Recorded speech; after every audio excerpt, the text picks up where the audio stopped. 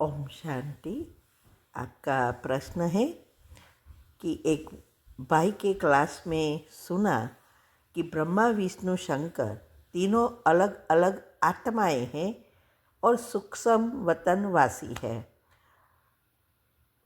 मगर कोर्स में समझा कि ब्रह्मा विष्णु शंकर सूक्ष्म वतनवासी देवताएं और एक ही आत्मा अलग अलग पार्ट बजाती है।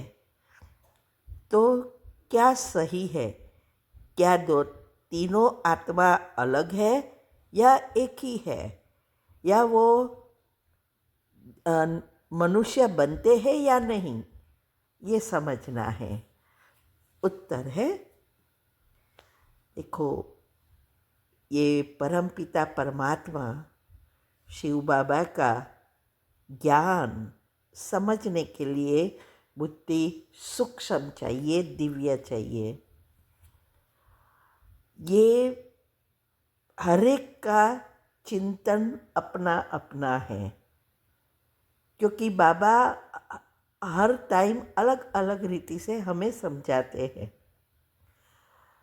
लेकिन जब हमने ये सब रिसर्च करना शुरू किया, कुंडलिनी चक्र साइंस, वैदिक साइंस, शास्त्रों, क्वांटम साइंस, न्यूरो साइंस, ये सारी बातों को जब समझने का प्रयत्न किया और हमेशा शिव बाबा से बातें करके बैठती थी और सारी बातें मंथन करना शुरू करती थी,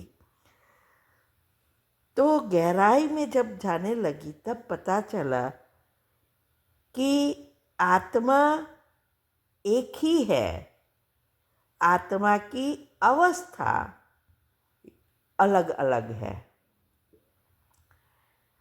ये ब्रह्मा विष्णु शंकर, ये तीन एनर्जी है। वैदिक साइंस में बहुत अच्छी रीति समझाया है कि ये तीन एनर्जी है, नेगेटिव, पॉजिटिव और न्यूट्रल। यही साइंस ने बताया, इलेक्ट्रॉन, प्रोटॉन और न्यूट्रॉन। और कई बार मुरली में भी आता है कि जब शिव बाबा को ये सृष्टि परिवर्तन के कार्य के लिए आना होता है तो पहले वो सूक्ष्म वतन की रचना करते हैं। तो ये सूक्ष्म वतन की जो रचना करते हैं तो तीन एनर्जी की रचना करते हैं। ये तीन एनर्जी से ही सारा विश्व चलता है। एक सूक्ष्म हमारे अंदर है, माना सूक्ष्म एनर्जी, और वही दुनिया में भी हर एक चीज़ की स्थूल एनर्जी भी है, और हर चीज़ तीन एनर्जी से ही चलता है। तो ये भी कई बार मुरली में बताते हैं कि जो सूक्ष्म वतन में ब्रह्मा बाबा है, माना पहले थे, वो नीचे वाले से अलग थे, लेकिन जब संपूर्ण बन गए तो वो समान बन गए। इसका मतलब कि ब्रह्मा बाबा जो नीचे मनुष्य शरीर में थे वही ऊपर आत्मा है। अगर ये तीन आत्मा अलग अलग है और नीचे जन्म में नहीं आती तो वो तो भगवान के समान हो गए। देवता तो मनुष्य है ना, तो और ना ही ये सूक्ष्म वतन हम में से रहता है।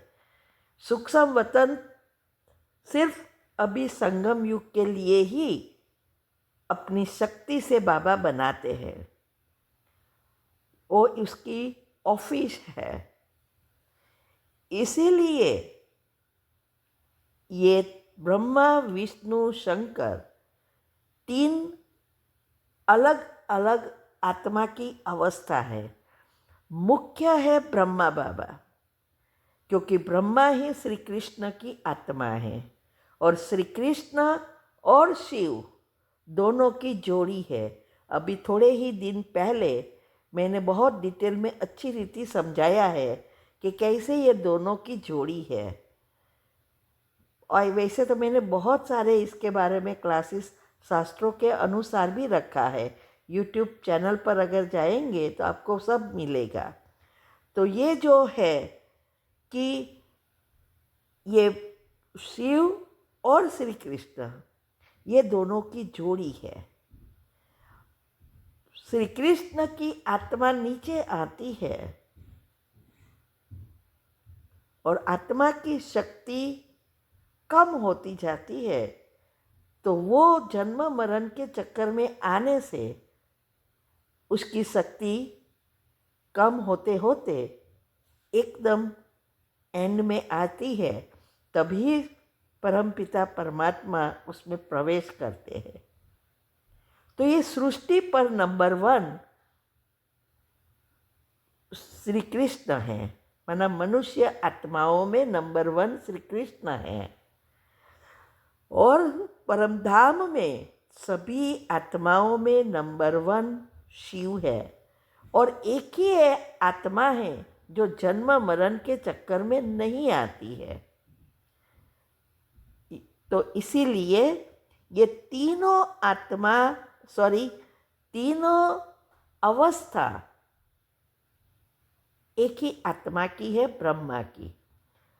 और इसीलिए शिव और शंकर को साथ में मिला दिया है मंदिरों में भी। तो और हम जो भी आत्माएं भगवान के मददगार बनते हैं, वो सब ये तीनों अवस्था को बैलेंस करेंगे। तो ये 3 एनर्जी है और अवस्था है। इसीलिए कई बार आज ही आया था ना कि शंकर का कोई पाठ नहीं है। तो शंकर जी क्या है? वो हमारी निराकारी स्थिति की यादगार है कि सब जब सारे हिसाब किताब चुकतू हो जाते हैं और संचित कर्म कंप्लीटली खलास होकर पॉजिटिव माना गुणों एक्टिव हो जाते हैं, तब दुनिया का विनाश होता है। तो ये शंकर जी का भी पाठ बना कोई व्यक्ति तो है नहीं। ये अवस्था अंतिम अवस्था है। जब आत्मा तमो प्रधान बन जाती है तो तमो से सतो बनकर निराकारी स्थिति में स्थित होती है, अशरीरी अवस्था।